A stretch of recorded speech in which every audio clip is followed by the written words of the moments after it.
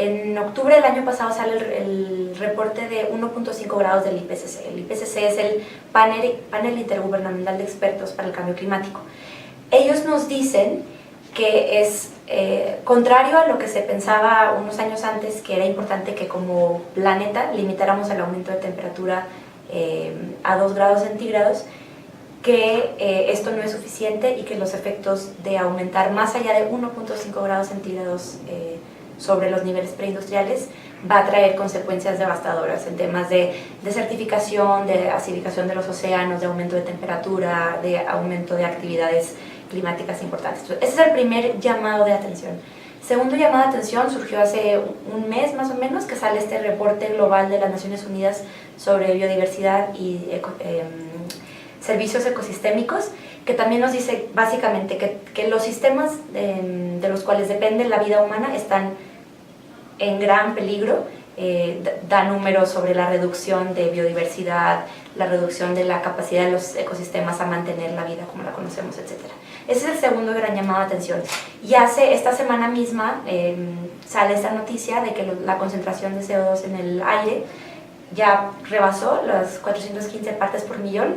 Yo sé que este número no significa necesariamente mucho, pero la última vez que tuvimos estos niveles de concentración de dióxido de carbono en el aire fue hace 3 millones de años.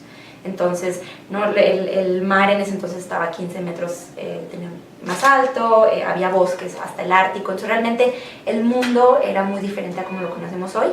Y yo creo que estos 3 llamados de atención deben hacernos despertar y comenzar a discutir estos temas de medio ambiente y energía con mucho mayor urgencia. Entonces, este es un problema global.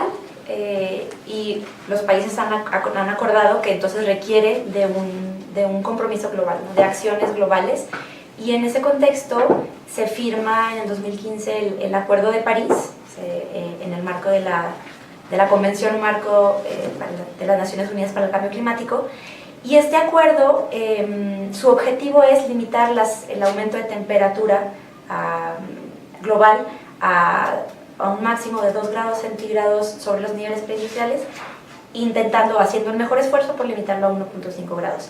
Y la particularidad de este acuerdo también es que para la firma del acuerdo, cada país, son más de 190 países, escribió o se comprometió a ciertas metas, ¿no? Entonces cada quien dijo, yo puedo contribuir a este acuerdo con estas metas y no me puedo en este momento no me puedo comprometer a más. Entonces, en base a estos compromisos que se llaman oficialmente las contribuciones determinadas a nivel nacional o NDCs, en base a esos compromisos se firma el Acuerdo de París. Entonces, México escribió este documento, esta contribución determinada a nivel nacional, y en ella dice, tiene 2 tipos de metas. Tiene una meta que es no condicionada, que es la meta a la que México se compromete, digamos, sin ningún tipo de condición, justamente por eso se llama así, y dice, voy a reducir mis emisiones en un 22% con respecto a una línea base. Y también tiene una meta que está condicionada al apoyo internacional, la transferencia tecnológica y a un precio del carbono internacional, etc. Entonces, estas metas son importantes y la manera de implementarlas, bueno, yo creo que es algo que se puede discutir un poco en una siguiente cápsula. Pero lo que sí es muy importante es que ya hay una organización que se llama Climate Action Tracker, que ha dicho que aún la meta condicionada al apoyo internacional, es decir, la meta más ambiciosa que México ha puesto en estas meses, nos llevaría a un calentamiento de 2 a 3 grados centígrados. Entonces eso quiere decir que no es suficiente. Y México no es el único que tiene estas metas, digamos, poco ambiciosas. En realidad, la gran mayoría de los países del mundo tienen metas que nos llevarían como planeta a calentarnos más de 2 grados centígrados, algunos arriba de 3, hasta arriba de 4 grados centígrados. Y entonces el siguiente paso, y este es un paso que se contempla en el Acuerdo de París, es que todos los países actualicen sus NDCs. Entonces el Acuerdo de París contempla una actualización cada 5 años y la próxima es en el 2020. Esto quiere decir que México, por ahí del mes de marzo del 2020, tiene que haber presentado una actualización de sus metas climáticas, y bueno, pues yo creo que todos quedamos a la espera de ver cómo va a ser el aumento de ambición de estas metas para tratar el problema tan urgente que estamos enfrentando. Bueno, la pregunta que me trae aquí el día de hoy es cómo relacionamos el sector energético con los temas de medio ambiente, principalmente cambio climático que acabamos de escuchar.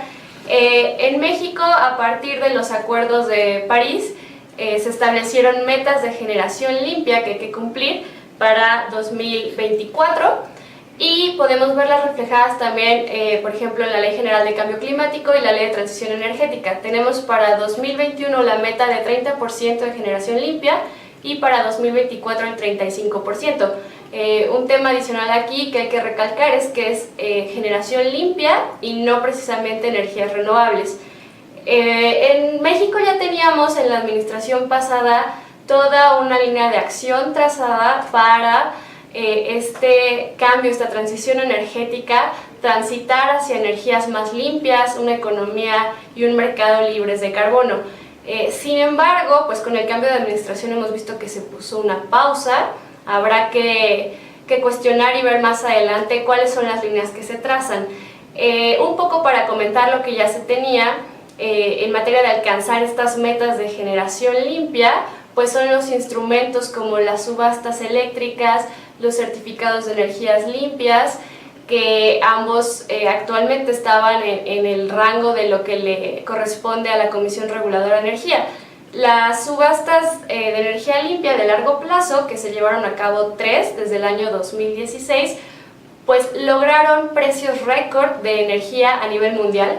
En México logramos los precios más bajos y lo que podemos tomar como un resultado positivo de estas subastas fue precisamente que la mayoría, si no es que sí, la mayoría de los proyectos que ganaron pues son de energías limpias, principalmente energía eólica y energía solar.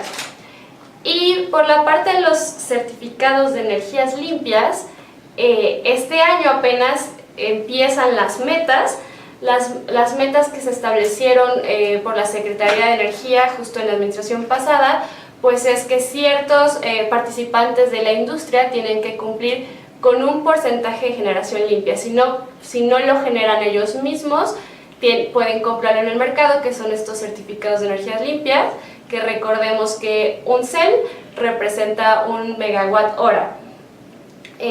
Todos estos dos instrumentos principalmente son los que se habían establecido en el sector energético, además, por supuesto, de fomentar más proyectos de energías limpias y desarrollar la industria nacional.